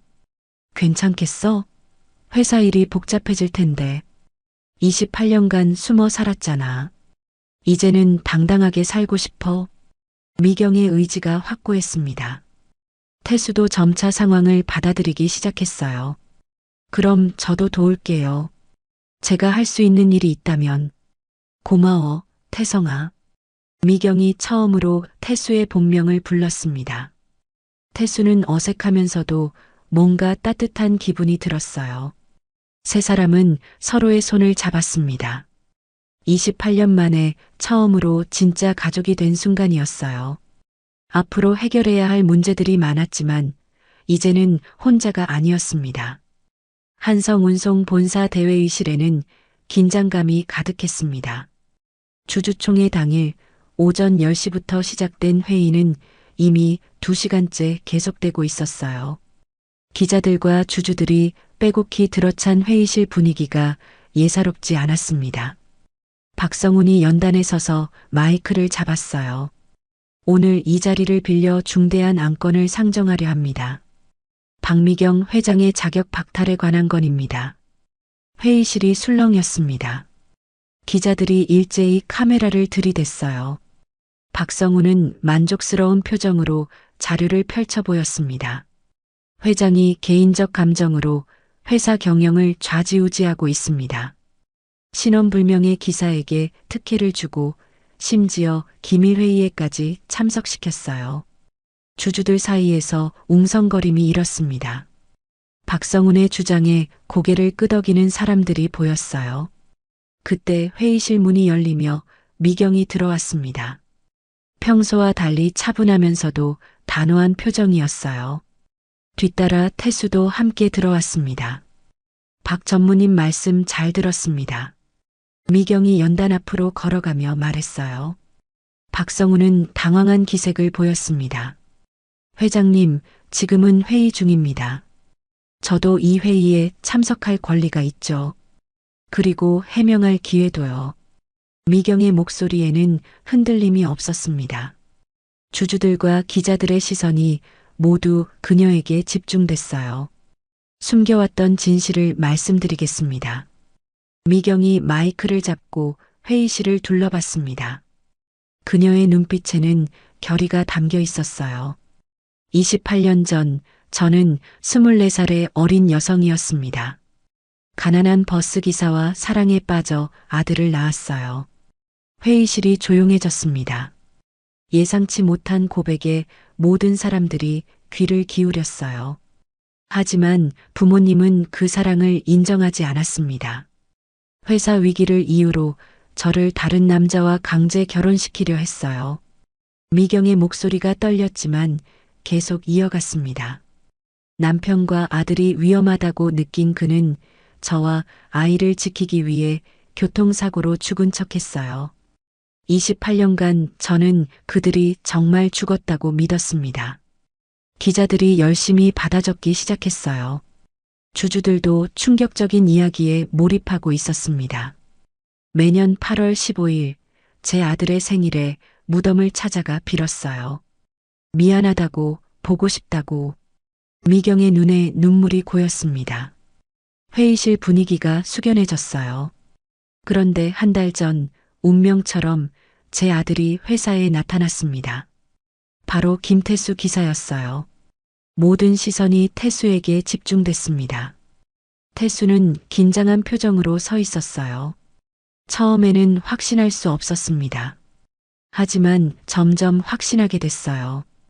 운전하는 버릇, 말투, 모든 게 그의 아버지를 닮아 있었거든요. 박성훈의 얼굴이 창백해졌습니다. 자신의 계획이 무너지고 있다는 걸 느꼈어요. 그래서 특별히 관심을 보인 게 맞습니다. 하지만 그건 사적인 감정이 아니라 모성 본능이었어요. 미경이 태수를 바라보며 말했습니다. 부모의 욕심이 가족을 갈라놨습니다. 28년이라는 긴 시간 동안 우리는 서로를 그리워하며 살았어요. 회의실에서 훌쩍이는 소리가 들렸습니다.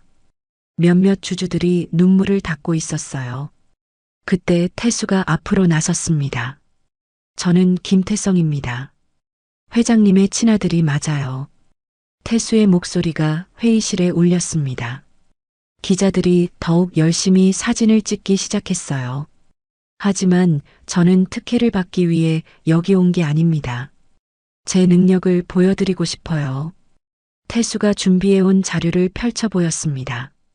한성운송의 물류 시스템 혁신안입니다. 현재 운송비를 20% 절감하고 배송 시간을 30% 단축할 수 있는 방안이에요. 태수는 자신감 있게 프레젠테이션을 시작했습니다. 복잡한 물류 네트워크를 간단 명료하게 설명했어요. 주주들이 관심을 보이기 시작했습니다. 이 시스템을 도입하면 연간 100억 원의 비용 절감 효과가 있을 것으로 예상됩니다. 태수의 발표가 끝나자 회의실에서 박수가 터져 나왔습니다. 주주들이 감탄하며 고개를 끄덕였어요. 전 혈연관계 때문이 아니라 능력으로 인정받고 싶습니다. 태수의 당당한 모습에 미경은 자랑스러웠어요. 28년 만에 만난 아들이 이렇게 훌륭하게 성장했다니. 주주 한 명이 일어서서 말했습니다. 감동적인 이야기입니다. 그리고 혁신안도 훌륭해요.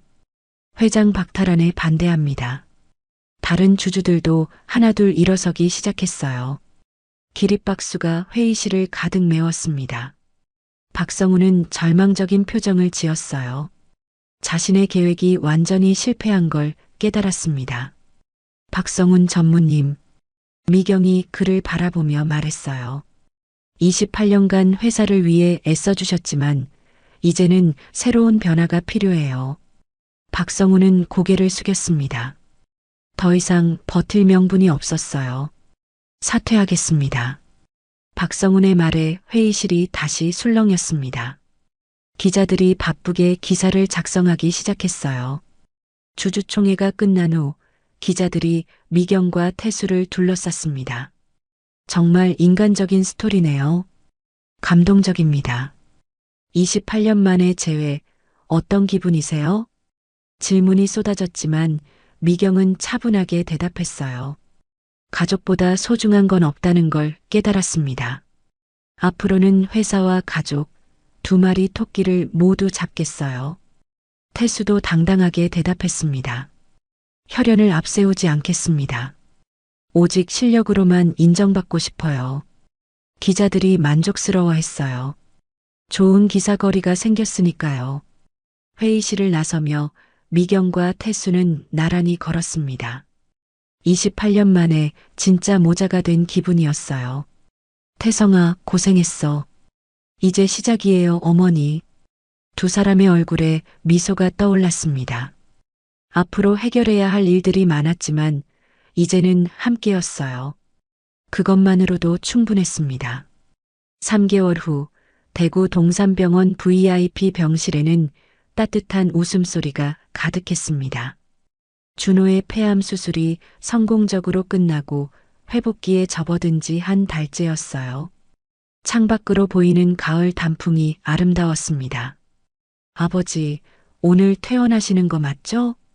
태성이 병상 옆에 앉아 물었습니다. 준호는 훨씬 건강해진 얼굴로 미소 지었어요. 그럼 의사 선생님이 완전히 회복됐다고 하셨어. 준호의 목소리에도 생기가 돌아왔습니다. 수술 전과는 비교할 수 없을 정도로 건강해 보였어요. 미경이 과일 바구니를 들고 병실로 들어왔습니다. 요즘 들어 표정이 한결 밝아진 모습이었어요. 준호 씨 컨디션 어때요? 덕분에 새 사람이 된 기분이야. 정말 고마워. 준호가 진심으로 감사의 마음을 표현했습니다. 미경은 부끄러운 듯 손을 저었어요. 가족인데 당연한 거죠. 태성은 두 사람을 바라보며 흐뭇한 표정을 지었습니다. 3개월 전만 해도 상상할 수 없었던 일이었어요. 이제는 정말 가족 같은 분위기가 자연스러웠습니다. 그런데 태성아, 회사 일은 어때? 준호가 아들을 걱정스럽게 바라봤습니다. 태성은 자신 있는 표정으로 대답했어요. 물류역 신팀장으로 승진했어요. 최연소 이사래요. 정말? 우리 아들이? 미경이 놀라며 물었습니다. 태성은 고개를 끄덕였어요. 혁신안이 대성공이었거든요.